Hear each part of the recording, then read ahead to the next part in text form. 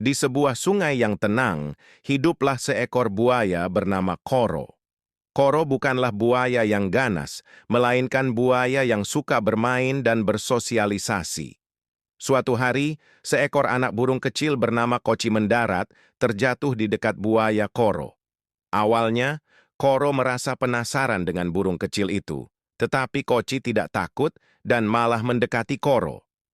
Mereka berdua mulai bermain bersama, dengan Koro menunjukkan trik-triknya di air, dan Koci menunjukkan kemampuan berenang seiring waktu.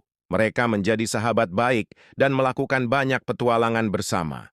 Nantikan cerita mereka selanjutnya di channel @warjokzikri